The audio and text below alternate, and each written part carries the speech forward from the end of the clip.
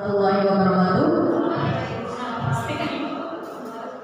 Alhamdulillahirabbil alamin wa bihi nasta'inu ala umuri dunya wa din wa ala alihi wa sahbihi ajma'in amma ba'du.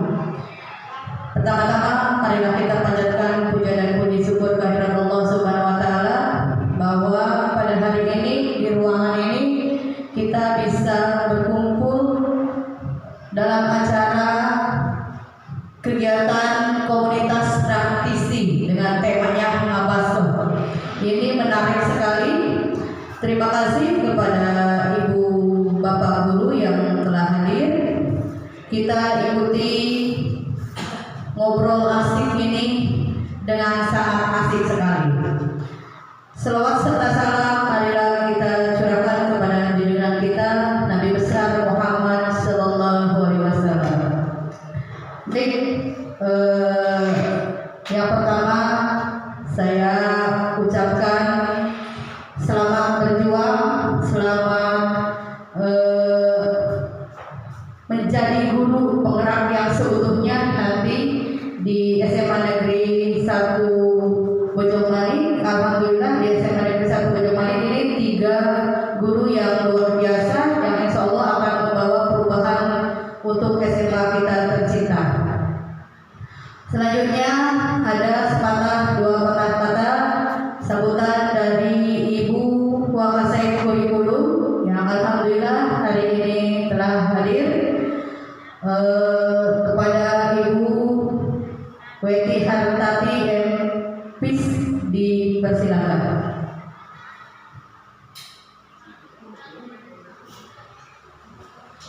Assalamualaikum warahmatullahi wabarakatuh. Dalam hal ini mungkin saya perwakilan dari Bapak Kepala Sekolah yang tidak bisa hadir karena memang lagi ada rapat dinas ya di SMA 1 Malingping. Pertama-tama puji dan syukur kepada Allah Subhanahu wa taala atas rahmat dan hidayahnya kita masih diberi kesehatan sehingga kita bisa berkumpul kembali di kelas ini ya dalam rangka mungkin ini dalam diseminasi ya dari program guru penggerak ya, komunitas praktisi budaya positif dari guru penggerak. Salawat serta salam kita curahkan kepada junjungan Nabi besar Muhammad SAW, para keluarganya, sahabatnya, serta kita sebagai umatnya. Mudah-mudahan nanti di akhir zaman kita mendapatkan syafaat beliau. Amin ya rabbal alamin. Alhamdulillahirrahmanirrahim. Ini adalah satu kegiatan yang memang sangat positif sekali bagi kita semua ya. Yang memang ini adalah salah satu menjadi motivasi kita sebagai guru ya untuk menjadi ke arah yang lebih baik lagi. Ide-ide kreatif seperti ini memang sangat dibutuhkan di sekolah kita ya. Terutama bukan untuk guru penggerak saja. Memang saya pribadi untuk sebagai acara kurikulum untuk tahun-tahun ke depan memang sedikit ada program IHT di mana IHT itu tidak diperlukan dan narasumbernya itu dari luar, tetapi dari di sekolah kita sendiri intern. Misalkan ada yang memang yang sudah lulus sebagai guru penggerak itu bisa jadi sebagai narasumber, atau juga misalkan yang kemarin ada pelatihan di kelas segala apapun bisa dijadikan narasumber. Kita IHT-nya IHT intern ya, jadi bisa juga memang kegiatan ini sangat dibutuhkan ya untuk raksana guru itu sendiri ya untuk memacu bahwa pembelajaran itu bervariatif dan inovasi gitu. Jadi tidak monoton itu saja. Jadi sebagai untuk penyegaran ya terhadap diri kita sendiri sebagai guru ya. Ini memang langkah awal yang sangat baik sekali yang guru penggerak itu, di mana mungkin di sini ada Ngabaso ya. Memang ini kata-kata dari singkatan itu sangat menarik ya. Dari kata-katanya juga membuat kita itu pengen mencoba dan selalu dicoba ya. Tidak pernah bosan bagi ibu-ibu ya terutama ya. Ya jadi dari Ngabaso ini mudah-mudahan kita mendapat sesuatu yang memang bermanfaat terutama buat pembelajaran kita di kelas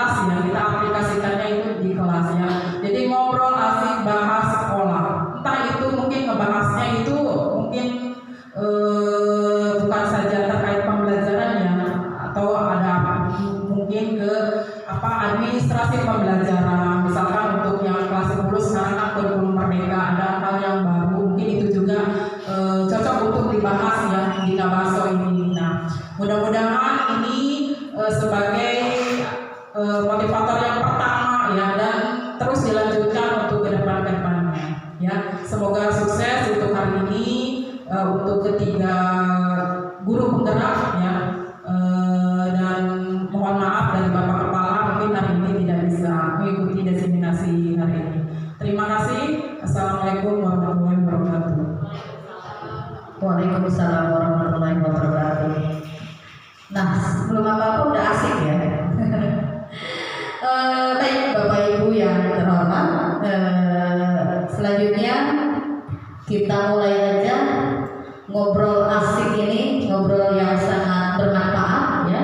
Ngabaso yang sudah diutarakan oleh Ibu Wakasek kurikulum, bahwa temanya aja udah menarik gitu ya. Kita pengen tahu rasanya ini seperti apa gitu ya. Kalau masuk itu kan banyak selera gitu ya. Tapi kalau ngobrol asik bahas sekolah ini sangat menarik dan sangat asik ya. Jadi kita ikuti, kita dengarkan pembahasan atau materi dari 3 guru penggerak yang sangat energik, luar biasa, yang insya Allah ini menjadi guru-guru teladan ya, guru-guru model dari SMA Negeri 1 Bojongmani. Tepuk tangan untuk 3 guru penggerak kita. Selanjutnya saya serahkan kepada Bapak Asep Mulyana Rahmatullah untuk menyampaikan atau memaparkan materi atau tentang ngobrol asik bahasa sekolah kita. Kepada Bapak Asep kami persilakan.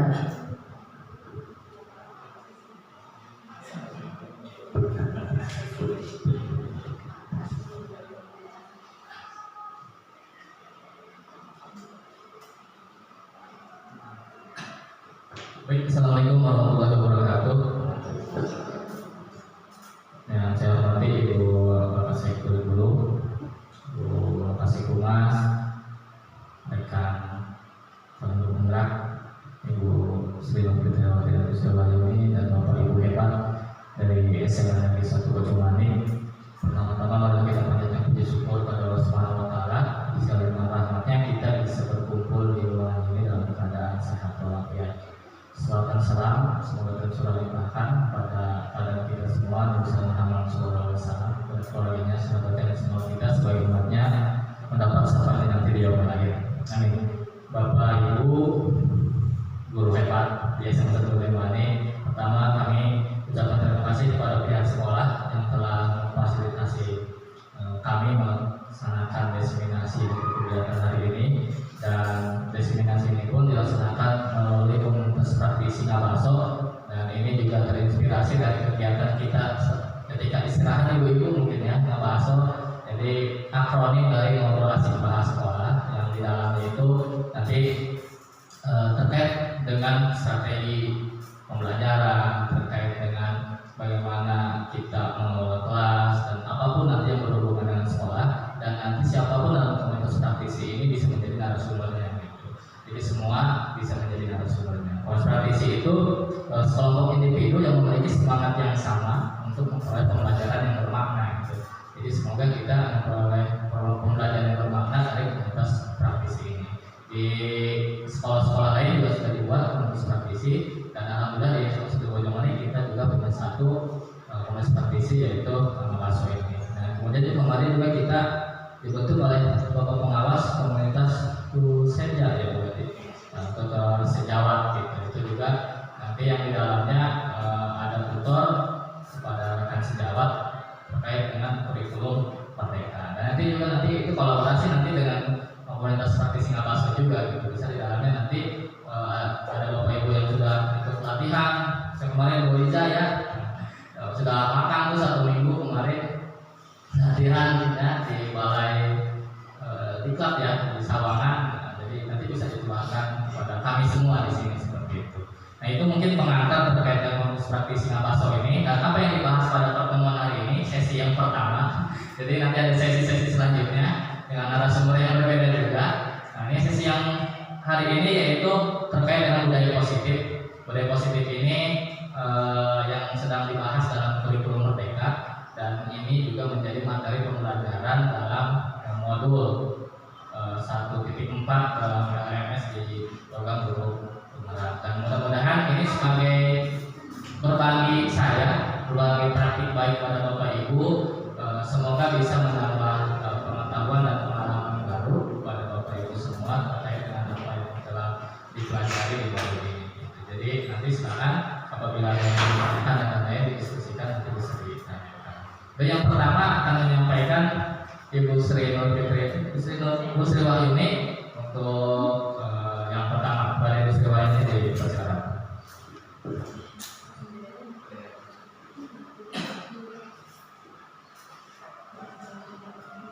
Bismillahirrahmanirrahim. Assalamualaikum warahmatullahi wabarakatuh. Yang terhormat Ibu Wakasek Kurikulum, Ibu Wakasek Humas, kemudian rekan CGP Pak Asep Mulyana Rahmatullah, Ibu Sri Fitriawati, dan juga para dewan guru kita semua di sini.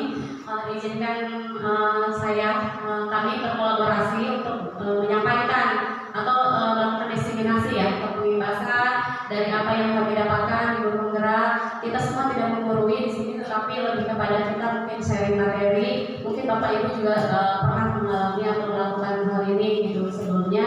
Hanya saja kami mungkin di guru penggerak menemukan teori-teori baru yang memang berkaitan dengan profesi kita sebagai seorang guru gitu. Baik, untuk yang pertama saya akan membahas mengenai budaya positif. Nah ya. Di sini diseminasi budaya positif ini bagian dari modul 1.4 di guru penggerak ya, oleh Asep Mulyana Rahmatullah, Sri Wahyuni dan Sri Fitriawati. Budaya positif di sini merupakan perwujudan dari nilai-nilai atau keyakinan universal yang diterapkan di sekolah. Nah, budaya positif ini diawali dengan perubahan paradigma tentang teori kontrol. Selama ini barangkali kita sebagai guru merasa berkewajiban mengontrol perilaku siswa gitu.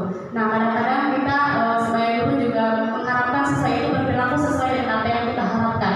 Dan biasanya kita kalau misalnya ada siswa yang melakukan interdisipliner dan sebagainya, itu kita sebagai guru selalu memberikan hukuman ya, ataupun kita memberikan penghargaan atau reward kepada siswa-siswa yang biasanya melakukan satu prestasi dan sebagainya begitu. Nah, ternyata Bapak Ibu di dalam budaya positif ini ternyata siswa itu ketika melakukan sebuah kesalahan atau interdisipliner ya, atau misalnya penyimpangan atau tidak disiplin begitu. Nah, itu ternyata ada beberapa kebutuhan dasar yang tidak terpenuhi gitu. Nah, ini adalah 5 kebutuhan dasar manusia yang memang harus terpenuhi ya. Yang pertama adalah kebutuhan bertahan hidup. Nah, kebutuhan bertahan hidup ini ada 2 kategori. Yang pertama fisiologis dan juga psikologis ya. Secara fisiologis misalnya kita butuh bertahan hidup itu sadang ya, kebutuhan pangan dan papan ya, kebutuhan untuk makan, rumah, dan juga kesehatan itu termasuk ke dalam fisiologis. Dan juga psikologisnya kita merasa ingin hidup aman begitu. Nah, itu kebutuhan salah satu kebutuhan dasar yang harus terpenuhi. Begitupun dengan siswa gitu ya. Nah, kebutuhan yang kedua yaitu kebutuhan cinta dan kasih sayang. Mungkin salah satu faktor yang kebutuhan yang tidak terpenuhi itu adalah cinta dan kasih sayang. Bagaimana kita harus bisa memahami karakteristik siswa gitu ya.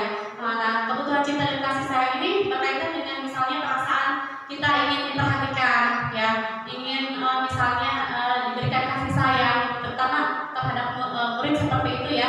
Kita kadang-kadang ada murid yang butuh kasih sayang seperti itu. Nah, itu mungkin salah satu kebutuhan yang harus dipenuhi.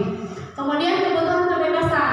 Kebebasan di sini dalam artian kita itu manusia yang itu membutuhkan option atau pilihan dalam hidup ya. Begitupun murid misalnya, ketika dalam pembelajaran itu kadang-kadang mereka menginginkan sesuatu hal yang baru gitu ya. Mungkin menurut mereka ini menarik loh gitu. Jadi kita mungkin sebagai guru harus memenuhi kebutuhan dasar itu. Jadi dengan menerapkan kegiatan pembelajaran yang menarik yang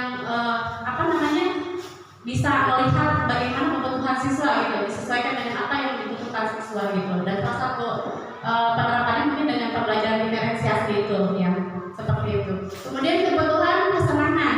Nah, kesenangan ini juga salah satu kebutuhan dasar manusia yang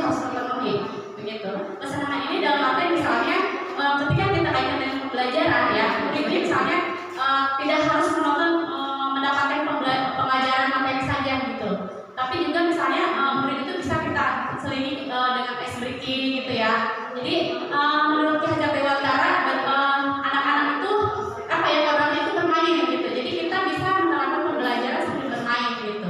Dan mungkin Bapak Ibu semua juga sudah pernah melakukan itu ya. Kayak misalnya menerapkan pembelajaran kuis ya di kelas dengan aplikasi Quizlet juga itu salah satu mungkin kita memenuhi kebutuhan dasar kesenangan terhadap siswa gitu. Ya, jadi mereka butuh bermain, butuh happy, butuh bergembira di dalam kegiatan pembelajaran. Seperti itu ya. Kemudian terakhir kebutuhan kekuasaan ya. Nah, kebutuhan kekuasaan ini salah satu kebutuhan dasar manusia yang harus terpenuhi juga ya. Misalnya kayak pengakuan, diterima, dihargai, dan mereka merasa di lingkungannya itu mereka diterima begitu oleh lingkungannya gitu ya. Nah, kekuasaan ini misalnya salah satunya mereka juga menginginkan pengakuan bahwa mereka itu memiliki power prestasi di dalam kelas gitu. Salah satu contohnya murid yang berambisi ingin memiliki kebutuhan dasar ini, misalnya dia ingin menjadi ketua kelas gitu ya, dan kita harus mendukung itu gitu ya. Jadi kebutuhan kekuasaan ini mungkin salah satu yang harus dipenuhi di dalam dasar kebutuhan manusia gitu. Kemudian selanjutnya terkait disiplin positif ya. Nah, Bapak Ibu sudah tahu apa itu disiplin ya? Disiplin itu apa sih? Boleh bisa disiplin ya, taat aturan ya. Nah, ternyata disiplin yang kita ketahui itu memang taat aturan ya. Ternyata memang ada paradigma lain mengenai pengertian disiplin begitu ya. Nah, menurut Diana Gosen dalam bukunya itu ada 3 alasan mengapa manusia itu melakukan sesuatu. Ada 3 motivasi manusia itu melakukan sesuatu gitu ya. Karena ada motivasinya. Yang pertama itu untuk menghindari ketidaknyamanan atau hukuman ya. Jadi dia itu merasa saya tuh takut dihukum. Saya tuh menghindari saya tidak nyaman nih kalau saya melakukan ini kesalahan gitu ya. Tiba-tiba saya dikucilkan dan sebagainya. Jadi menghindari hukuman dan dikucilkan itu. Kemudian yang kedua untuk mendapatkan imbalan atau penghargaan dari orang lain ya. Kita misalnya masuk pagi ya sekitar 8 teh sudah di dalam kelas misalnya. Nah, itu kan saya lagi cari muka kepada kepala sekolah misalnya seperti itu. Jadi ada motivasi manusia untuk melakukan sesuatu itu ada 3 menurut Gosen ya. Jadi untuk mendapatkan imbalan atau penghargaan, jadi pengen dihargai gitu, pengen bos deh guru yang hebat gitu ya, masuk tepat waktu dan sebagainya. Nah seperti itu juga salah satu motivasi manusia melakukan sesuatu gitu. Dan yang ketiga untuk menjadi orang yang mereka inginkan sesuai dengan nilai-nilai yang diyakini. Nah ini mungkin dari konsep Diana Gosen ini, yang pertama tindakan pendisiplinan itu dengan melakukan hukuman atau memberi imbalan itu bisa disebut motivasi eksternal. Jadi Bapak Ibu sebenarnya kalau kita melakukan sesuatu karena ada sesuatunya, nah itu bukan muncul dari motivasi diri, tapi munculnya dari motivasi eksternal. Jadi ada sesuatu yang kita harapkan, yang kita inginkan. Begitupun dengan murid begitu.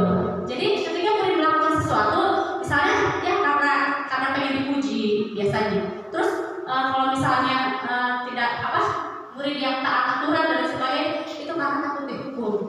Nah sebenarnya Bapak Ibu itu motivasi yang muncul dari eksternal atau orang itu apa ya? Karena ada motivasi lain, ya, ada faktor lain gitu yang mendorong kita melakukan itu. Dan sebenarnya menurut Gosen yang paling baik dilakukan itu adalah poin yang ketiga, ya, yaitu menjadi orang yang mereka inginkan sesuai dengan nilai-nilai yang diyakini. Jadi penerapan disiplin di sekolah itu harus dilakukan dengan alasan bahwa siswa itu melakukan kebaikan sesuai dengan keyakinan kelas atau nilai-nilai yang sudah tertanam dalam diri atau motivasi internal. Jadi sebisa mungkin kita menerapkan bahwa pada siswa itu segala sesuatu itu harus muncul dari motivasi internal.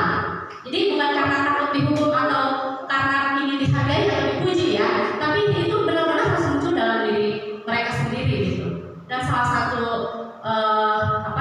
mewujudkannya mungkin salah satunya dengan membuat keyakinan kelas. Nah selanjutnya nanti akan disampaikan oleh saudari Ibu Sri Nur Fitriawati. Terima kasih.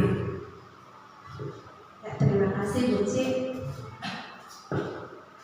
Terima kasih kepada Wakasek Humas dan kepada Wakasek Kurikulum atas kesempatan yang telah diberikan kepada saya. Lanjutkan Bu. Udah ya. Nah ini ya, penghargaan dan hukuman ini merupakan bagian dari disiplin juga. disiplin itu di kebanyakan siswa merasa bahwa kita harus disiplin untuk menghindari dari hukuman. Nah ini ada ternyata hukuman itu ada sanksi ya, Bapak Ibu, ada hukuman dan juga ada penghargaan. Nah di sini kita ketahui bahwa hukuman itu bersifat tiba-tiba dan tidak direncanakan. Juga ternyata hukuman itu bersifat satu arah, jadi hanya dilakukan oleh guru kepada siswa, bisa seperti itu. Jadi siswa sudah tidak bisa ngapain gitu ya, jadi menerima aja, nah, itu yang disebut dengan hukuman. Contohnya misalnya kalau pramuka kepada muridnya push up 5 kali, nah, itu merupakan hukuman ya. Nah si siswa itu sudah tidak bisa berbuat apa-apa selain menerima perintah tersebut, itu disebut hukuman. Kemudian juga ada yang dikatakan sebagai sanksi. Nah kalau sanksi ini bersifatnya dua arah. Karena apa? Karena biasanya sanksi itu timbul ketika si siswa tersebut melanggar tapi sudah dibicarakan, sudah ada kesepakatan gitu ya. Jadi itu disebut sebagai sanksi. Kemudian ada lagi nih, ternyata ada penghargaan ya. Penghargaan itu diberikan kepada siswa. Biasanya nih paradigma kita dulu ya, bahwa penghargaan itu diberikan kepada siswa yang disiplinnya bagus, kemudian juga yang mendapatkan nilainya juga bagus gitu ya. Tapi ternyata penghargaan itu bisa juga sebagai hukuman ya Pak ya, sebagai hukuman gitu.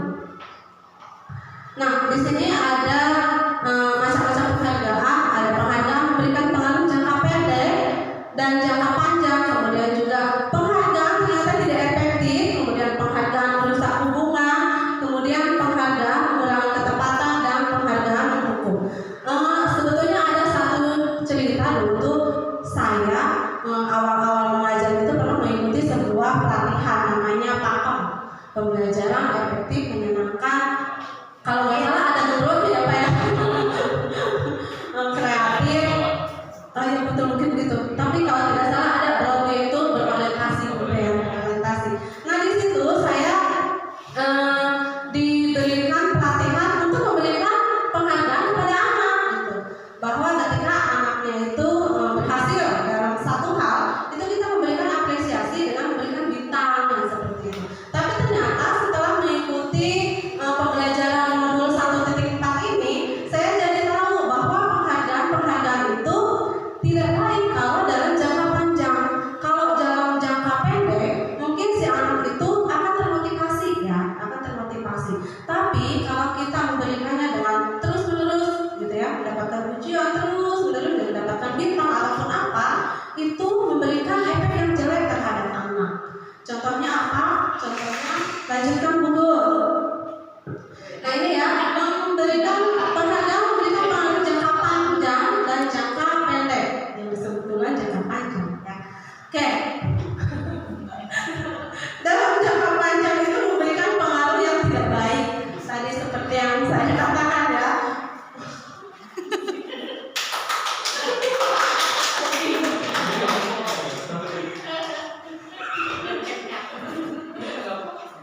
Oke. Kita lanjutkan ya. Nih ibu-ibu kebanyakan nih. Jadi kalau mendengar kata panjang udah Oke. Penghargaan dalam jangka panjang tadi seperti yang saya katakan bahwa penghargaan dalam jangka panjang itu tidak baik karena menimbulkan efeknya itu adalah si siswa belajar menjadi tidak ikhlas gitu loh. Ya, jadi siswa mau belajar karena wah saya nih kalau dapat nilai bagus nih pasti akan mendapatkan nilai bagus. Saya akan mendapatkan pujian nih di depan teman-teman saya, ataupun saya ingin melakukan hal ini karena nantinya saya akan mendapatkan hadiah. Nah seperti itu ya. Jadi kalau dalam jangka panjang ternyata penghargaan itu menjadi hukuman juga gitu ya buat si anak gitu. Selanjutnya Bu. Nah ini penghargaan tidak efektif ya. Dikatakan tidak efektif karena jika kita memberikan seseorang suatu penghargaan untuk melakukan sesuatu, maka kita harus terus-menerus nih. Jadi ketika si anak nih tidak dipuji misalnya, awalnya nih kita muji anak, wah bagus, kamu melakukan hal yang bagus. Kemudian besoknya nih si anak tersebut melakukan hal yang sama, yang bagus juga menurut kita. Tapi dari kita itu tidak muncul sebuah pujian. Nah itu akan memberikan sebuah kekecewaan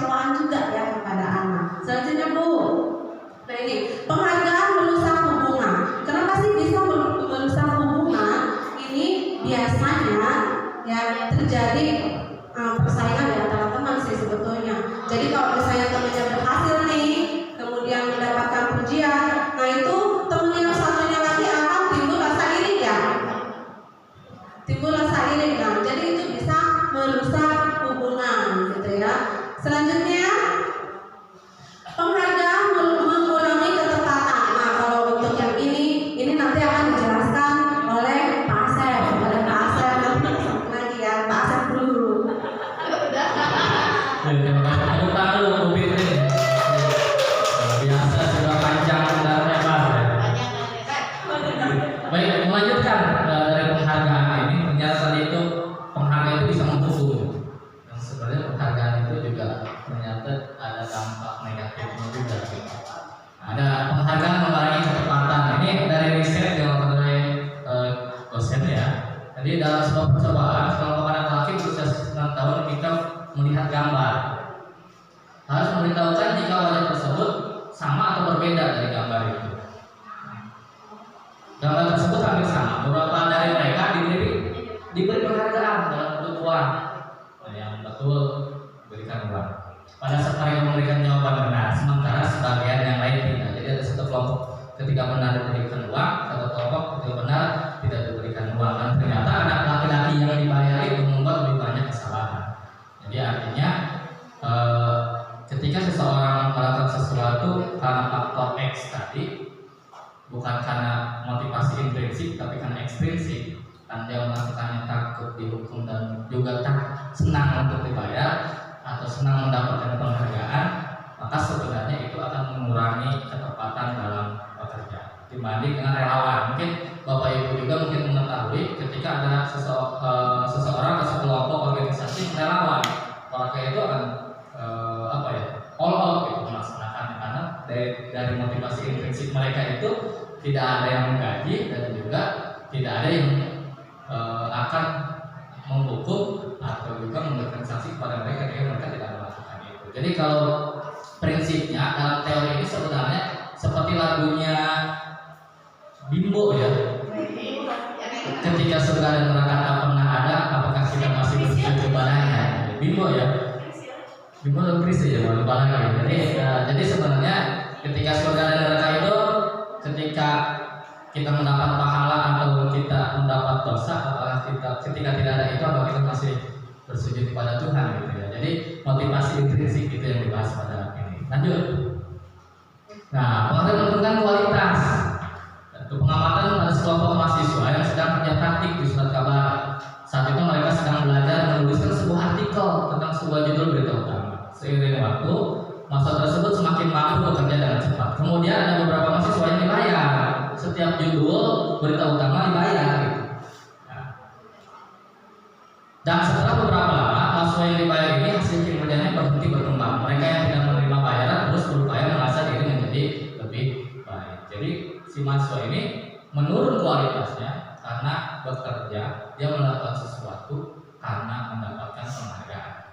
Kalau tadi dibahas karena mendapatkan hukuman, ini menurun kualitasnya karena mendapatkan penghargaan. Jadi sebenarnya penghargaan juga bisa menurunkan kualitas.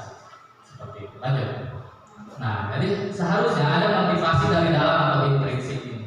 Saat seorang anak belajar untuk pertama kali menggambarkan huruf-huruf dan kata, serta menyadari bahwa dia dapat membaca, timbul pijar di matanya. Mungkin kita melihat anak atau adik kita yang kecil, ketika mereka bisa berjalan, Kak, saya bisa jalan, gitu. Kak, saya bisa baca nih, gitu. Kak, tadi saya bisa naik sepeda, gitu. Ada bintang bahagia sebenarnya di situ.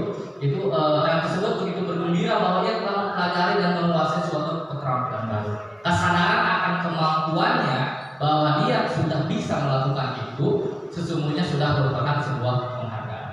Jadi ketika dia merasa senang, anak tersebut dia senang, saya sudah bisa naik sepeda, Bu, saya sudah bisa naik sepeda. Nah, itu sudah penghargaan sebenarnya, sudah penghargaan. Jadi tidak boleh ditambah lagi, itu sudah penghargaan, karena ketika ditambah lagi motivasi dia untuk naik sepeda lagi itu akan menurun nanti. Jika kita melemparkan pada seorang anak pada saat dia sedang merasa bangga dengan pencapaiannya, maka kita akan mengambil kegembiraan yang saat itu sedang dirasakan secara alamiah. Jadi sebenarnya anak tersebut sedang bergembira dan mendapatkan penghargaan secara alamiah. Ketika kita memberikan penghargaan ketika anak-anak itu merasa bangga dengan pencapaiannya, sebenarnya kita sedang merebut kebahagiaan mereka. Dengan menggantikannya seolah-olah kita memberikan kebahagiaan kepada anak tersebut dari kita, padahal anak tersebut sudah mendapatkan kebahagiaan sendiri. Seperti itu. Lanjut. Nah, ini untuk keyakinan kelas. Nanti disambung lagi ya. Ini kembali lagi ke Bu Sri Nur Fitriawati terkait dengan keyakinan kelas. Tadi akan nyambung. Tadi itu apa? Adanya hukuman, adanya penghargaan, dan ternyata hukuman dan penghargaan sama-sama bisa menurunkan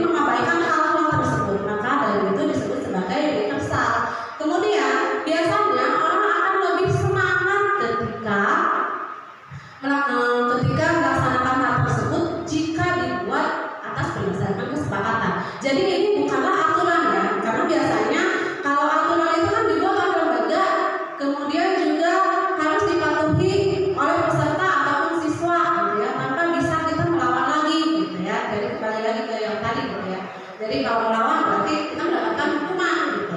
Nah ini kesepakatan, keyakinan kelas itu berasal dari kesepakatan. Kesepakatan siapa?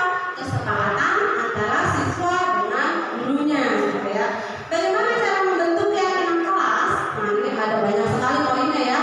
Yang pertama, keyakinan kelas bersifat lebih abstrak daripada peraturan. Jadi lebih rinci dan lebih nyata gitu ya. Jadi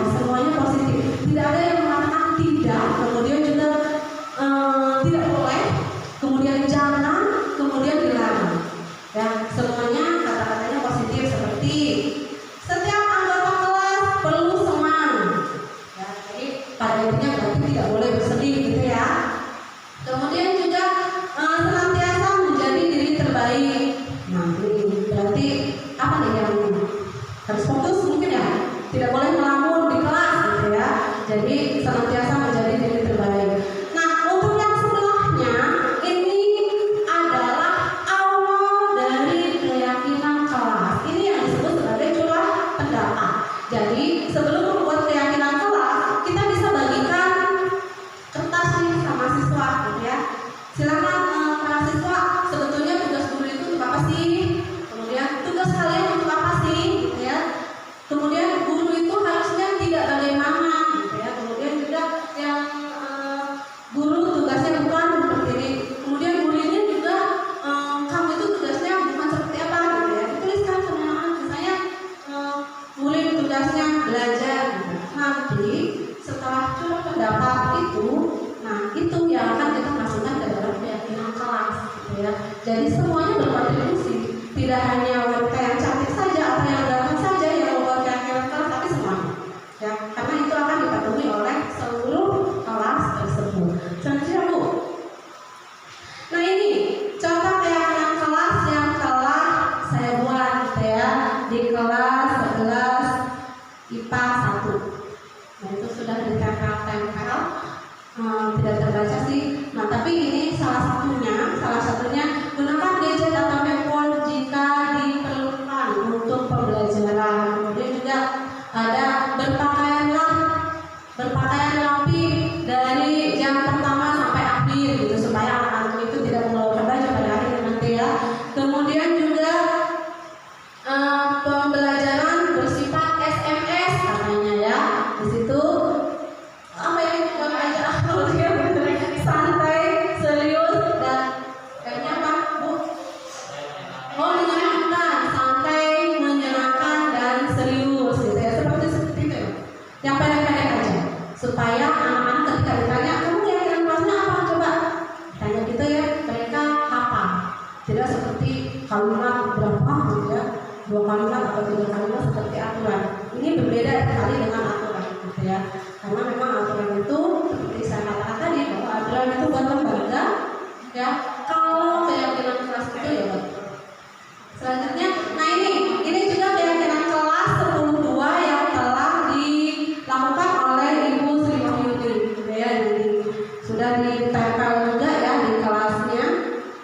Nah anak-anaknya semuanya berkontribusi. Ya Bapak Ibu, mari kita lakukan budaya positif ini dengan digawangi atau dimulai dari membuat keyakinan kelas. Terima kasih, itu saja dari saya. Kita akan lanjutkan budaya positif ini ke Pak Asep. Silakan Pak Asep. Posisi.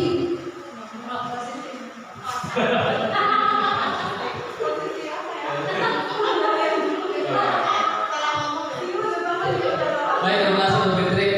Lanjut ya Bapak Ibu, ini posisi kontrol guru. Ya, ada 5 posisi. Kita merefleksi diri sendiri. Saya juga merefleksi, saya berada di posisi yang mana gitu ya saat ini. Nah, gitu ya. Kita coba merefleksi masing-masing. Kita posisi ada di mana? Ada penghukum, pembuat orang merasa bersalah, teman, monitor atau pemantau, atau kita sebagai manajer gitu ya. Kita bahas satu-satu posisi kontrol guru ini ya, yang disampaikan oleh Dian Gosen, bahwa dalam bukunya Restructuring School Discipline tahun 98, bahwa guru perlu meninjau kembali penerapan disiplin di ruang kelas mereka selama ini. Apakah sudah efektif? Apakah sudah berpusat pada peserta didik? Apakah sudah memerdekakan? Dan apakah sudah memandirikan murid? Bagaimana dan mengapa? Melalui riset teori kontrol William Glasser, Gosen berkesimpulan ada 5 posisi kontrol. Pertama, ada penghukum, membuat rasa bersalah, teman, pemantau, dan juga terakhir ada sebagai manajer. Penghukum, ya, posisi kontrol yang pertama sebagai penghukum. Seorang penghukum bisa menggunakan hukuman fisik maupun verbal. Bisa dengan fisik, tadi itu ada Bu Fitri, susah gitu kan, fisik kan, atau verbal, dimarahi, gitu kan, verbal. Orang yang menjadi posisi penghukum senantiasa mengatakan bahwa sekolah merupakan sistem atau alat yang dapat lebih menekan murid lebih dalam lagi. Guru-guru yang menerapkan posisi penghukum akan berkata, Pak Ruli, aturan saya, gitu kan, awas ya, kamu selalu saja salah ya. Kemana itu gitu ya. Nah, itu penghukum itu. Ketika ada anak yang kesiangan atau anak yang telah mengumpulkan tugas, gitu, ketika guru mengatakan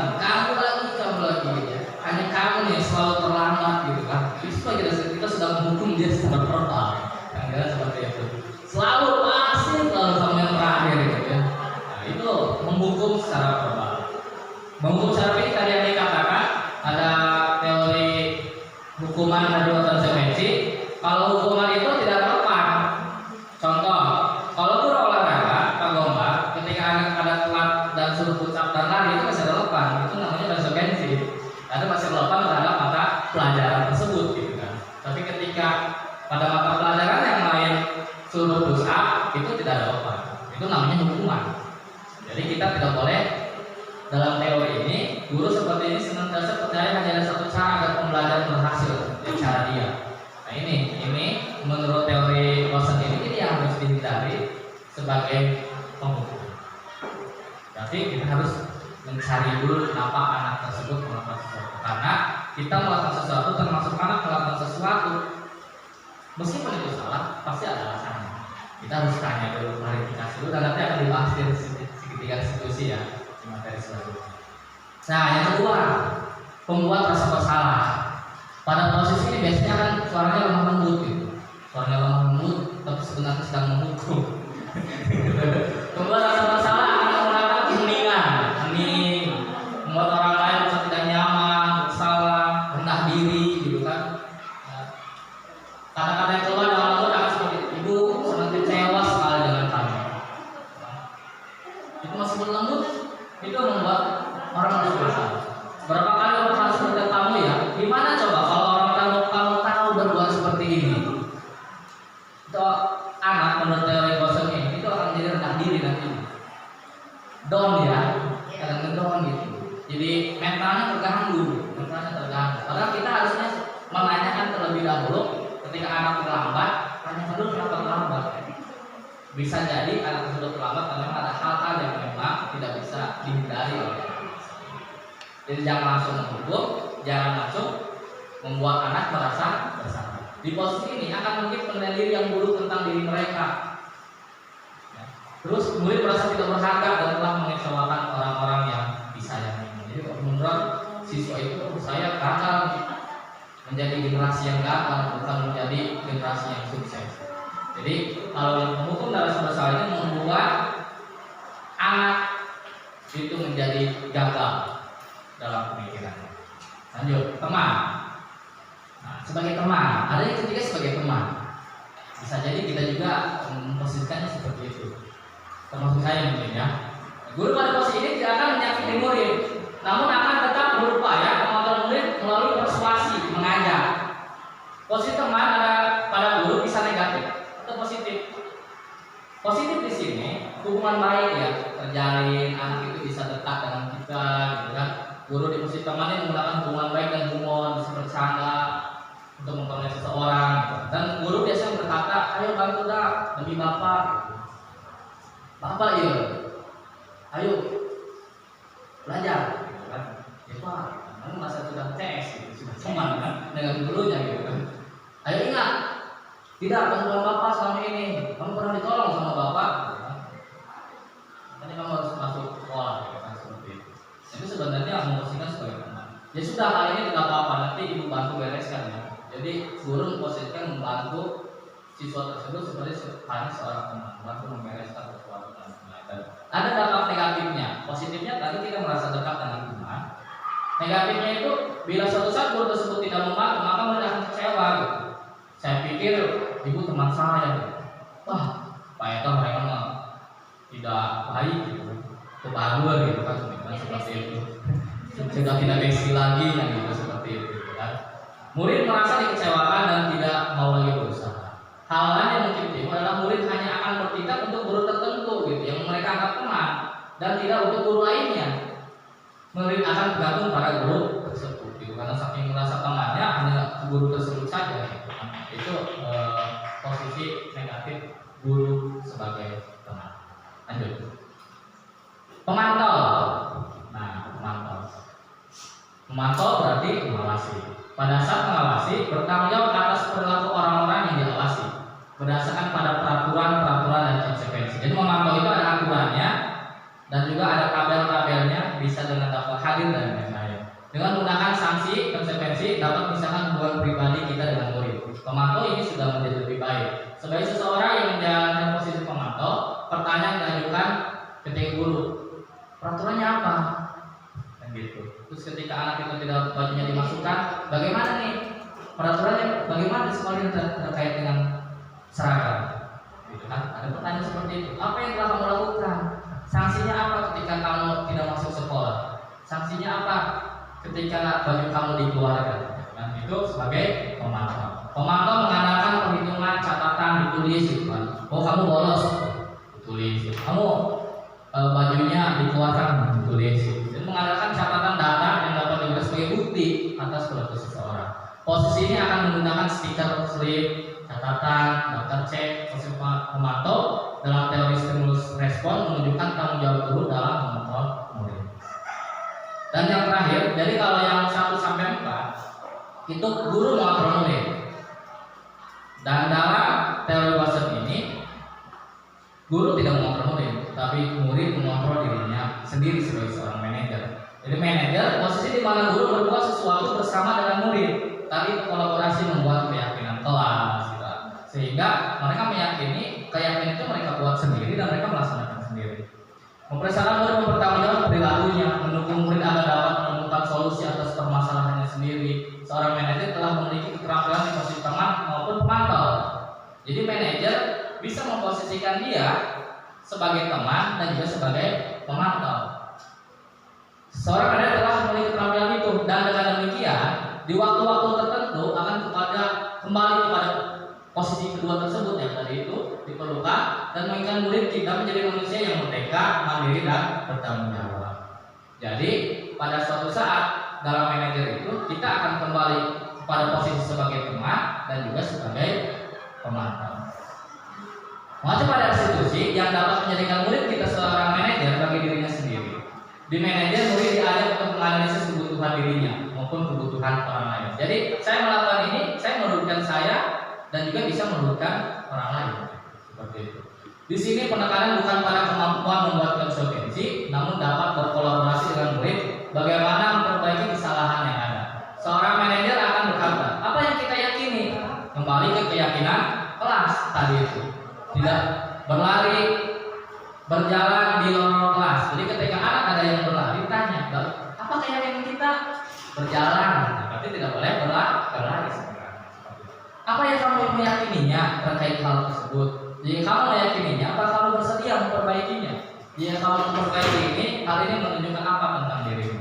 Apa rencana kamu untuk memperbaiki hal ini? Nah, ini posisi sebagai manajer. Berbagai pengalaman ketika nanti juga disambung dengan segitiga restitusi, bahwa dalam posisi manajer ini dalam satu kasus, misalkan anak yang berkelahi, kita nanti dipanggil, dibawa, dan menggunakan posisi manajer. Apa yang kita yakini? Kita harus saling menghargai. Kenapa kalau berbuat seperti ini? Kita menanyakan dulu klarifikasi, saya yang dihargai. Apa dengan menghargai kita harus memukul teman? Tidak, Pak. Itu melihat apa yang mereka yakini dan apa mereka meyakini. Terus setelah itu, kalau memang itu ini perbuatan salah atau tidak, mereka menjawab bahwa ini perbuatan salah, Pak. Saya memukul orang lain itu perbuatan yang salah. Jadi guru akan memberikan penekanan di situ bahwa semua orang pernah berbuat salah dan semua orang akan bisa memperbaikinya. Bagaimana cara memperbaikinya, Pak? Saya akan meminta maaf kepada orang yang telah saya pukul. Pak, saya akan berbuat baik kepada teman saya yang saya pukul kemarin. Saya tidak akan menindaklanjuti permusuhan ini pada itu. Mereka meyakini sendiri dan mereka menemukan solusi. Itu dalam manajer. Lanjut. Nah, tugas manajer bukan mengatur perilaku seseorang, tapi membimbing murid untuk dapat mengatur dirinya sendiri. Manajer bukan memisahkan murid dari kelompoknya. Oh, ini anak bandel nih, pisahkan, tidak. Oh, ini anak baik, pisahkan, tidak. Tapi mengembalikan murid tersebut ke kelompoknya dengan lebih baik dan kuat. Jadi tugas guru adalah sesuai filosofi Ki Hajar Dewantara. Tugas guru adalah menuntun sesuai dengan kodrat alam dan kodrat zaman murid. Anak bukan kertas kosong. Dalam teori tabula rasa yang mungkin Bapak Ibu juga pernah mendengar dalam perkuliahan, bahwa anak itu disebut dengan kertas kosong. Dalam teori ini kebalikannya tabula rasa, bahwa anak itu bukan kertas kosong. Anak itu sudah memiliki garisnya masing-masing. Bahkan anak SMA itu garis sudah banyak, sudah tabuli garisnya. Mereka membawa garis dari keluarga, garis dari lingkungan, garis dari teman, garis dari lingkungan SMP, dari lingkungan SD dan lain-lain. Mereka sudah membawa karakternya masing-masing. Tugas guru ini sebagai seorang manajer hanya mana garis yang nantinya ditebalkan. Kalau memang itu garis itu positif ditebalkan, kalau garis tersebut negatif, berarti garis tersebut disamarkan. Dan kita tidak bisa merubah itu, kan? Merubah kodrat alam yang diturunkan oleh Tuhan kepada manusia dengan karakternya masing-masing, itu tidak bisa dirubah. Hanya kita bisa menuntunnya mana garis yang bisa ditebalkan, mana garis garis yang disamakan. Hanya itu saja tugas guru, seperti itu. Nah, ini dalam praktik kehidupan sehari-hari kita akan kembali ke posisi teman dan pemantau. Karena murid yang ditangani belum siap diajak berdiskusi. Tadi itu ketika memang ada yang berkelahi, kan tidak langsung direstitusi Bu Fitri ya. Ya harus dilerai dulu kan, dibawa dulu lerai. Dalam kondisi panas seperti itu direstitusi ya tidak akan bisa berdiskusi dengan baik, gitu kan, seperti itu. Nah, kita memposisikan sebagai teman dan juga sebagai pemantau di sana supaya mereka nyaman dulu. Nah, di posisi ini murid dapat menjadi pribadi yang mandiri, merdeka dan bertanggung jawab atas perilaku dan sikapnya, yang pada akhirnya dapat menciptakan lingkungan positif yang nyaman dan aman. Pada posisi manajer, suara guru sebaiknya tulus, tidak perlu marah, tidak perlu meninggikan suara, apalagi menunjuk-nunjuk jari ke murid, berkaca pinggang, bersikap seolah-olah menyesal, tampak sedih, ya, ataupun bersendagurau menampakkan diri sebagai teman murid. Jadi tadi itu yang disarankan dalam teori Passion itu ada teori yang kelima, bahwa kita sebagai guru sebagai seorang manajer. Lanjut. Nah, ini dampaknya ketika kita yang paling kanan itu sebagai penghukum, ketika kita sebagai penghukum akan saya tidak peduli. Ketika sebagai seorang pembuat rasa bersalah, maafkan saya, gitu kan. Terus ketika sebagai seorang teman, saya pikir bapak ibu teman saya, ternyata bapak sama saja dengan yang lain. Kan gitu, anak-anak begitu ya, dia merasa sudah teman, ketika dimaki oleh guru tersebut malah saya kira bapak bestie, tidak. Nah, kalau yang keempat, posisi sebagai pemantau, saya akan dapat berapa bintang pak kalau melakukan ini, saya dapat nilai berapa pak, gitu. Nah, itu dapat negatifnya, pak saya dapat nilai berapa kalau melakukan ini, gitu. Nah, kalau yang lebih baik sebenarnya itu yang kelima, tadi itu si Arab itu, bagaimana caranya saya bisa memperbaiki keadaan ini pak, saya akan memperbaiki masalah ini pak dengan cara saya akan datang tepat waktu lagi pak, karena saya akan berangkat lebih awal. Jadi mereka menemukan solusinya sendiri. Gampang bagi murid mengulangi kesalahan berulang kali. Semakin banyak kita sebagai penghukum, anak akan mengulangi kesalahan berulang kali. Perilaku menjadi lebih agresif. Terus kalau sebagai pembuat rasa bersalah, menahan diri, merasa gagal dan tidak berharga mereka. Terus saya gagal, gitu, saya mengecewakan orang tua saya, kan seperti itu. Kalau sebagai teman, tergantung, tidak mandiri dan tidak bisa memutuskan. Gimana bapak aja lah, saya bapak, gitu kan. Karena merasa sebagai teman. Terus menitik beratkan pada dampak pada diri sendiri, mendapatkan hadiah atau mendapat hukuman. Ini kalau sebagai pemantau masih mengharapkan hadiah dan mengharapkan terhindar dari sanksi dari guru. Saya melakukan ini karena saya takut dihukum, saya melakukan ini karena saya akan melakukan ini. Kalau sebagai pemantau. Tapi kalau sebagai manajer, mereka kalau sendiri bagaimana menjadi diri yang lebih baik lagi. Jadi mereka melakukan sesuatu karena keyakinan saya ingin pintar. Saya belajar karena saya ingin bisa. Saya belajar bukan mengejar ranking, saya bukan mengejar nilai dalam bentuk angka, tapi saya belajar karena memang saya ingin meyakini bahwa saya harus belajar dan itu akan bermanfaat bagi masa depan. Seperti itu. Nah, kaitan dengan dunia berkualitas. Murid meletakkan guru di luar dunia berkualitas. Yang kedua, guru meletakkan di dalam dunia berkualitas. Yang ketiga, murid meletakkan guru sebagai orang penting. Yang keempat, murid meletakkan guru peraturan di dunia berkualitas. Dan selanjutnya, yang terakhir yang paling baik, bahwa murid meletakkan dirinya sebagai individu yang positif dalam dunia berkualitas. Intinya, dalam manajer ini, individu murid itu meletakkan dirinya sebagai individu positif dalam dunia berkualitas. Jadi kita menuntun sikap karakter baik yang ada pada diri anak. Senakal apapun anak itu, pasti mereka mempunyai sisi baik yang bisa dikembangkan. Nah, ada posisi manajer sesuai Ki-Hajar Dewantara, ada kata merdeka. Merdeka itu jawabannya orang melepasi pamrih, nyi uga kuat kuasa mandiri priyambak. Merdeka itu artinya tidak hanya terlepas dari perintah, akan tetapi juga cakap buat memerintah diri sendiri. Ketika anak mau melakukan datang ke sekolah karena bukan takut hukuman dan bukan untuk mendapat penghargaan, berarti mereka sudah menjadi manusia merdeka karena mereka bisa memerintah diri sendiri. Sama aja mungkin berarti di agama ya, ketika seseorang kita sholat bukan untuk di ria gitu ya, dan bukan untuk pamer dan lain-lain, berarti itu sudah positif, posisi yang paling tinggi itu levelnya gitu. Dan mungkin memang itu sulit untuk dilakukan sebagai manusia ya beda ya. Sebagai manusia sulit juga. Kita masih sholat karena takut neraka gitu. Dan kita sholat juga karena ingin masuk surga gitu. Sesuai lagu masjid tadi itu ya, apakah kita sholat kita karena memang kita takut pada Allah gitu, atau kan memang kita sholat itu karena takut neraka gitu dan ingin surga gitu kan, seperti itu. Nah ini terus respon Tuhan kita berbeda. Jadi kalau dalam teori kontrol bahwa realitas kebutuhan kita berbeda, sama siswa juga mempunyai kebutuhan yang berbeda, yang disamakan. Anaknya ini butuh, mungkin sekarang butuh makan, ada anak yang satu mungkin sekarang butuh uang, ada yang satu mungkin sedang butuh minum karena haus, ada yang satu mungkin sedang butuh kasih sayang karena di rumahnya mungkin dimarahin sama orang tuanya, kan begitu ya. Jadi di kelas itu realitasnya bahwa kebutuhan itu berbeda. Setiap orang memiliki gambaran berbeda, tidak sama. Terus kalau dalam sebuah respon itu berbandingnya kita berusaha memahami pandangan orang lain tentang dunia.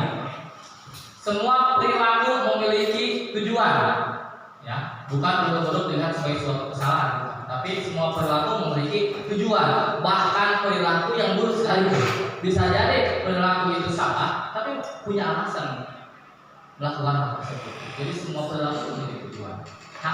Orang lain bisa mengontrol saya kalau dalam teori kontrol bahwa hanya Anda yang bisa mengontrol diri Anda sendiri. Hanya kita yang bisa mengontrol diri kita tidak bisa mengontrol orang lain. Kita hanya bisa mengontrol diri sendiri. Saya bisa mengontrol orang lain, Anda tidak bisa mengontrol orang lain.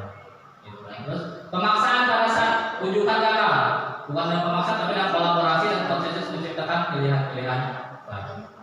Model berpikir menang kalah, model berpikirnya menang. Artinya win-win solution. Jadi ketika dengan anak pun siswa semuanya harus merasa dimenangkan. Tidak ada yang merasa oh saya menang gitu. Nah, lanjut. Nah, restitusi dari posisi manajer itu untuk restitusi jangan dibahas oleh Ibu Sri Wahyuni. Silakan Ibu Sri Wahyuni. Ya, terima kasih luar biasa sekali ya penjelasan dari Pak Asep tadi mengenai 5 posisi kontrol guru. Nah, Bapak Ibu, yang terakhir mungkin ya ini restitusi. Jadi dari 5 posisi kontrol guru tersebut yang paling baik itu adalah manajer, dan sikap manajer itu bisa kita terapkan melalui segitiga restitusi ini. Nah, restitusi itu apa sih Bapak Ibu? Nah, restitusi itu sendiri adalah proses menciptakan kondisi bagi murid untuk memperbaiki kesalahan mereka sehingga mereka bisa kembali pada kelompok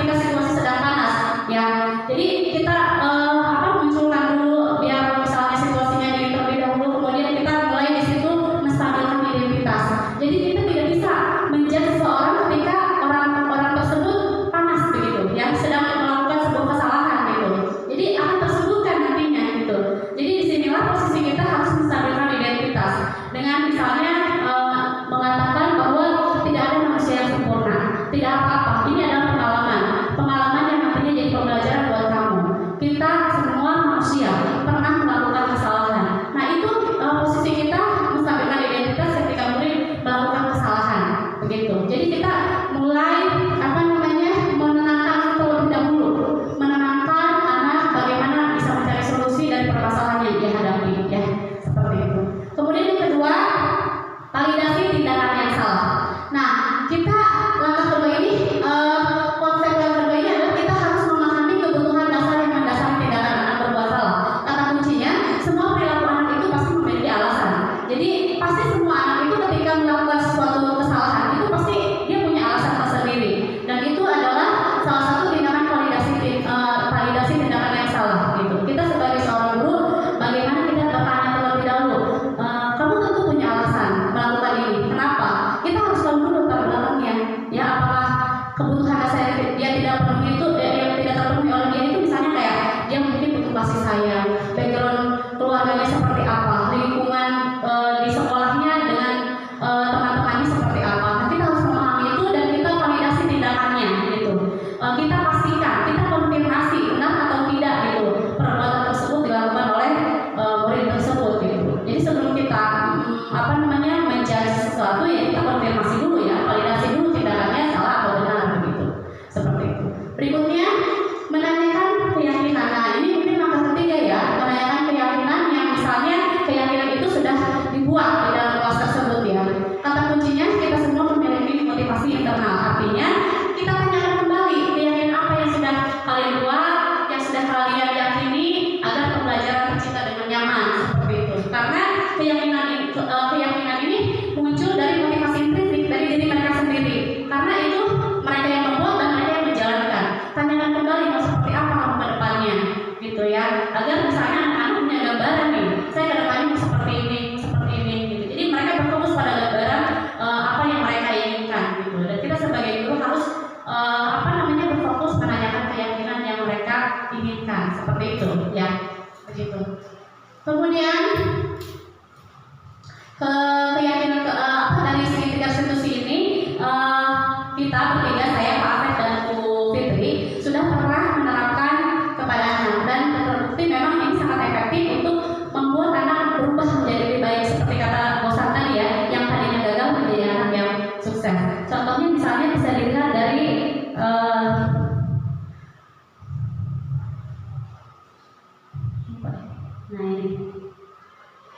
ini ya.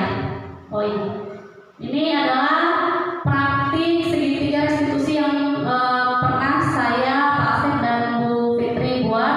Mungkin salah satunya saya putar dulu, ya. Nah, ini skenario permasalahannya adalah Karin, siswa kelas 11 SMA Bojongmani, sering tidak fokus belajar dan tidak mengerjakan tugas.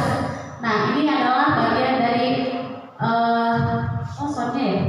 Ini bagian dari, boleh soalnya di setel dulu, Bu Sinta.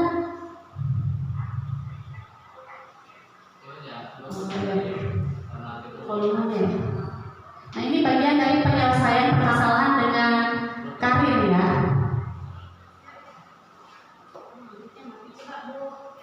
Boleh dihidupkan bentuknya.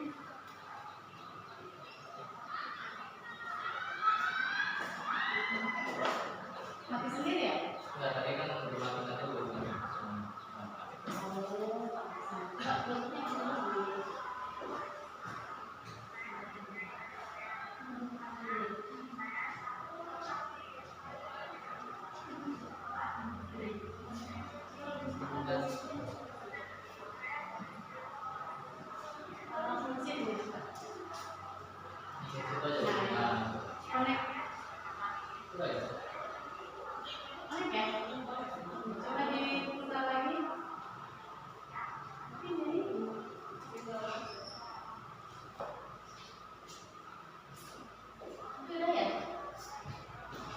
Bagaimana? Tensi. Oh, iya. Cepat. Tadi itu dimatikan dulu.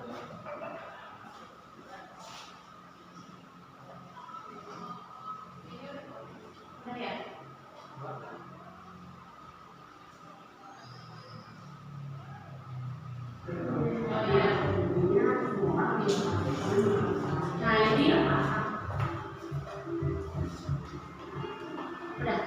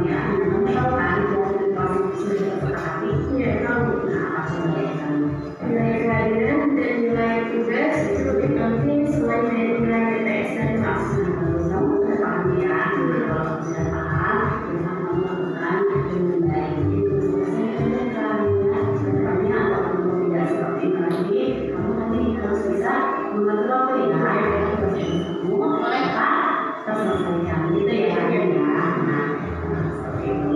Nah, hari ini mudah-mudahan sendiri baik ya.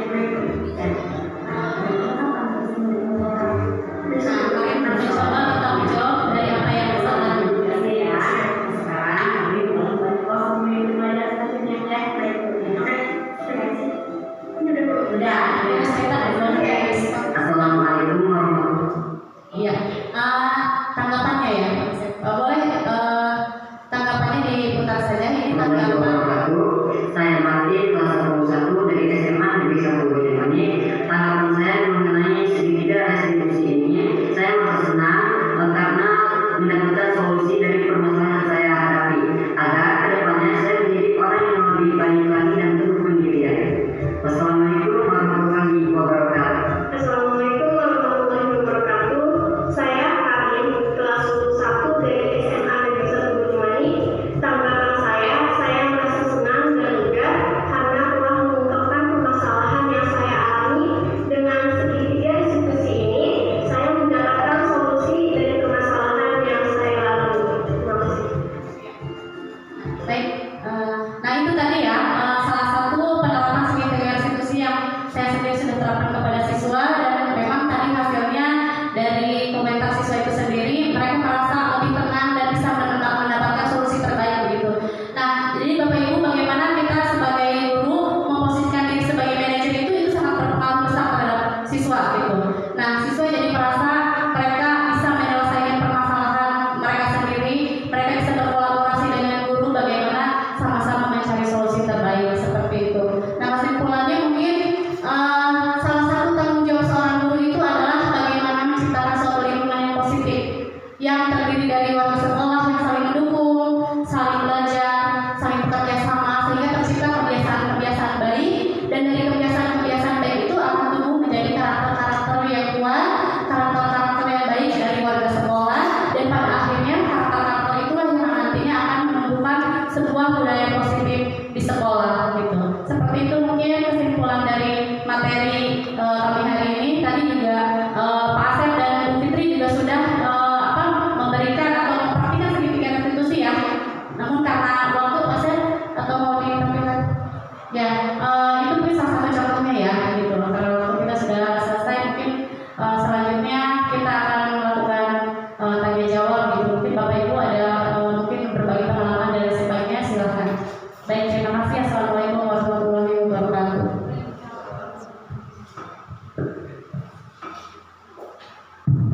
Baik Bapak Ibu, tadi sudah dipaparkan materi tentang budaya positif. Dari materi yang pertama sama Bu Fitri, disiplin positif, terus ada dari posisi kontrol guru, dan terakhir pada akhirnya menjadi restitusi. Jadi dari 5 posisi kontrol guru tadi sangat disarankan itu kita sebagai posisi sebagai manajer. Sangat tidak disarankan dalam kerewasan ini kita sebagai penghukum dan sebagai pembuat kelas bersama, itu sangat tidak disarankan.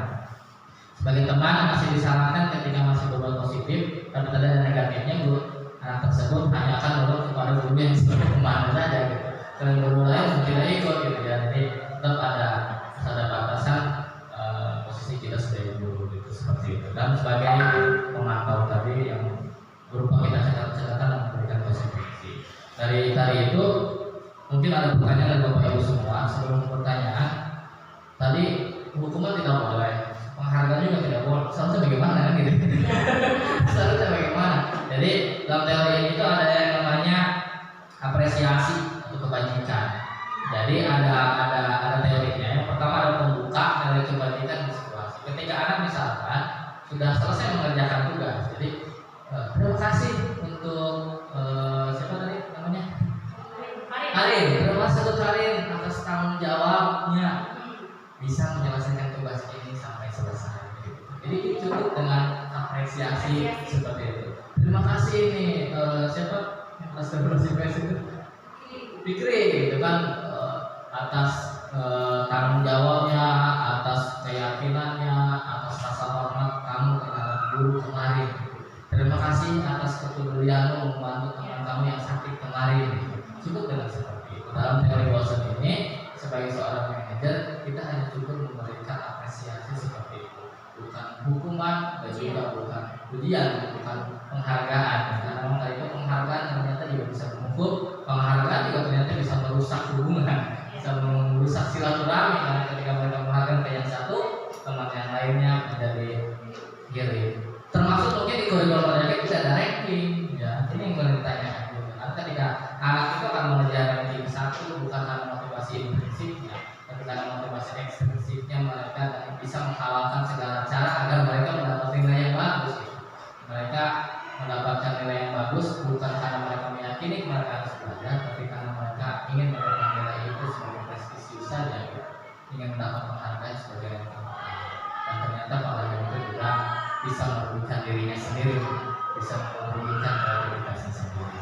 Jadi cukup apresiasi seperti menurut teori dosen yang telah dipaparkan. Mungkin ada pertanyaan dari Bapak Ibu semua yang masih remang-remang atau memang sudah cukup kita selesaikannya sampai Makassar. Ya, Mas yang ada. Bagaimana? Ada pertanyaan? Oh, silakan. Boleh juga.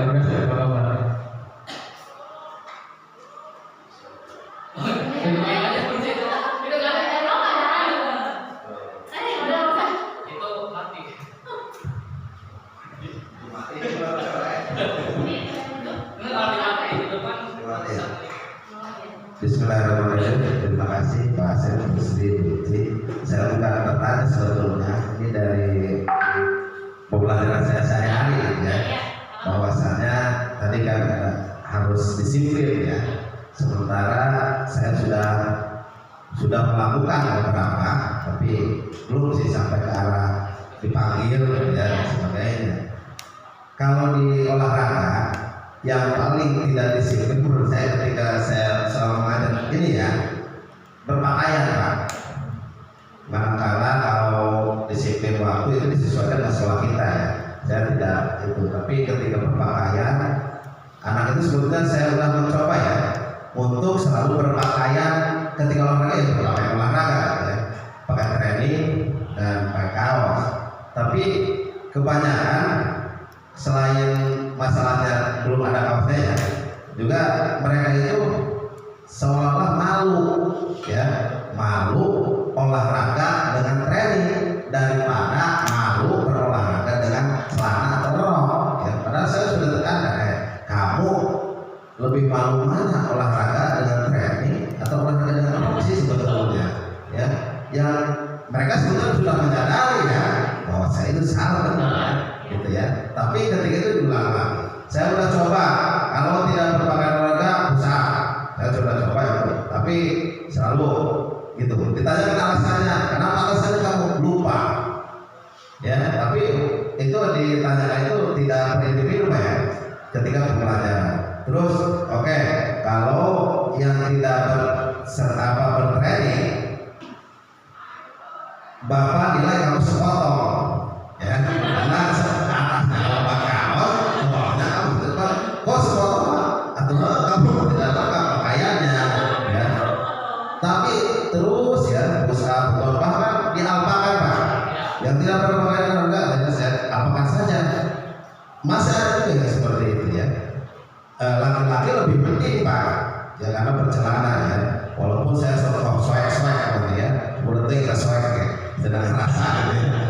Awewe Pak, di olahraga tidak hanya gerakan senam dan sebagainya, ada kebugaran jasmani, ada ketangkasan ya, ada loncat kakak dan sebagainya. Ketika mempraktekkan itu pakai rok Pak, ya, karena ketika mulai pembelajaran sebetulnya anak itu mau Pak lakukan, hanya saja itu dalam olahraga permasalahannya itu tidak berpakaian seragam disiplin itu mungkin saja Pak solusinya harus terdapat ya. Itu saja, terima kasih. Assalamualaikum warahmatullahi wabarakatuh.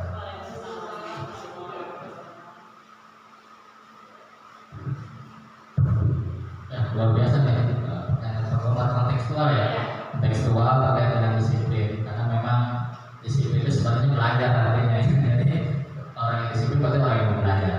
Nah, tadi kasusnya itu ada seperti anak perempuan yang tidak memakai pakaian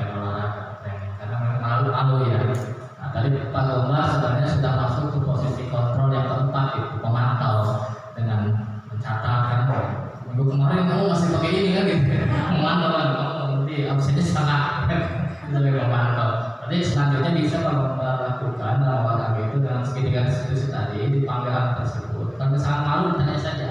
Kalau memang malu, kalau memang mereka memperlihatkan lekuk tubuhnya, Pak saya tidak mau memperlihatkan lekuk tubuhnya gitu kan, seperti itu. Tidak mau misalnya pakai training, tapi di belakangnya itu mereka pakai kaos lagi gitu, biar bagian-bagian tertentunya yang mereka anggap itu harus tertutup itu juga masih tertutup. Terus bagaimana mengulanginya? Memang perlu kesabaran ya. Dengan hukum saja tadi kalau masih seperti itu, apalagi dengan institusi. Dengan institusi ini perlu kesabaran. Kesabarannya apa? Karena kita harus meyakinkan anak tersebut itu melakukan sesuatu karena memang motivasi dari dalam diri. Dengan motivasi dari luar saja oleh Pak Umar dari pusat segala macam tidak berubah. Apalagi mereka menimbulkan, gitu, mengeluarkan motivasi dalam dirinya. Sekali-kali kita menghukum tidak apa-apa, asalkan tadi konsekuensinya masih relevan. Konsekuensinya masih relevan dengan pembelajaran. Pak Umar dengan pusat masih relevan karena olahraga.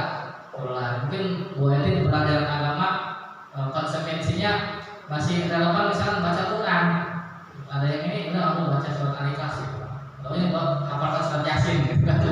Jadi mereka tidak disiplin, tapi mereka mendapatkan nilai yang lain dari hasil itu. Jadi bukan hukuman. Kalau hukuman itu mereka tidak dapat apa-apa. Udah kamu susah, udah kamu jalan jongkok gitu kan. Mereka tidak dapat apa-apa gitu kan dari pelajaran bahasa Indonesia. Apa korelasinya bahasa Indonesia dengan jalan jongkok gitu kan. Ya, kalau kami mungkin bahasa Indonesia bisa dengan tugas membuat puisi gitu kan. Ini masih boleh dari konsekuensi seperti itu masih boleh tambahkan. Mungkin ada tambahan lagi dari Bu Fitri dan Bu Sri, silakan ditambahkan. Baik, sedikit menambahkan ya, Pak Umar, mungkin kita berbagi ilmu dan pengalaman saja. Memang kadang-kadang disiplin anak ini yang susah karena itu memunculkan motivasi intrinsik dari dalam diri mereka yang susah gitu, sangat susah. Memang betul.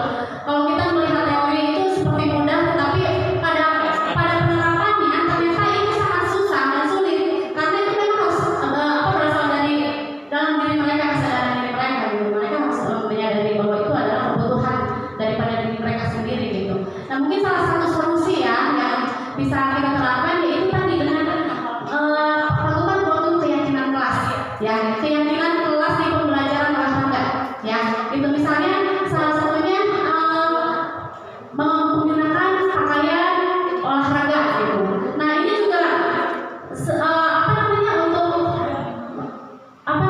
memotivasi peserta didik juga gitu ya. Tetapi memang mereka juga pasti punya alasan mengapa mereka tidak menggunakan pakaian olahraga itu ya. Nah itu salah satu solusinya Pak Umar dipanggil dulu gitu, lakukan segitiga institusi tadi dengan murid yang memang tidak mau menggunakan training begitu.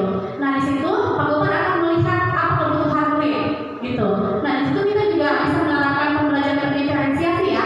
Nah kebutuhan murid itu apa? Mereka pasti punya alasan kenapa tidak mau menggunakan itu.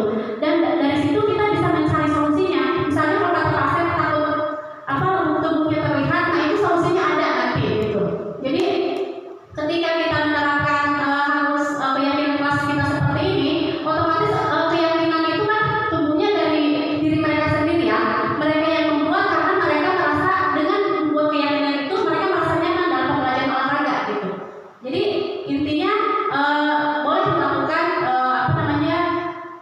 kesepakatan melalui keyakinan kelas tadi Pak Umar, mungkin salah satunya itu gitu. Jadi dari kebutuhan dasar yang Pak Umar tahu tadi, dari sudah ngobrol dengan segitiga institusi tadi, Pak Umar bisa mencarikan solusi dan mereka bisa mengungkapkan apa yang mereka inginkan ketika pembelajaran olahraga melalui keyakinan kelas tersebut, sehingga walaupun istilahnya kita melakukan pembelajaran kepada siswa dengan materi yang sama, konsep penerapannya berbeda-beda juga tidak mengapa gitu. Misalnya ada yang tidak pakai training, boleh menutupnya dengan kain tambahan gitu dan sebagainya. Itu bisa menjadi solusi dan bisa dibuat sebuah kesepakatan nantinya di dalam keyakinan kelas gitu. Yang penting itu muncul dari dalam diri dan tidak mengganggu orang lain seperti itu. Itu sih sarannya dari saya Pak Umar ya.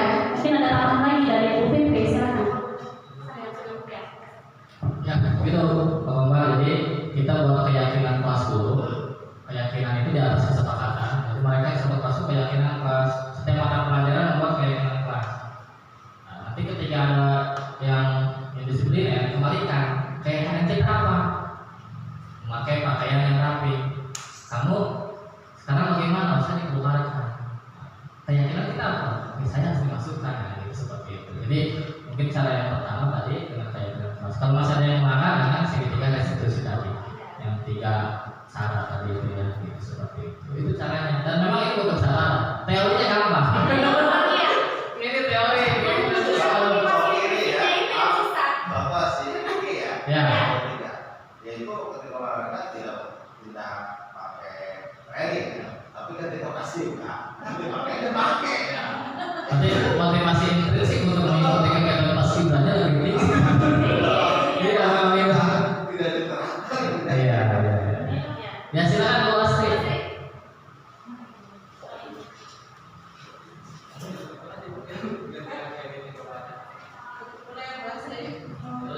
Ini masih nanti pertanyaannya. Karena memang waktu sudah menunjukkan pukul 12 gitu.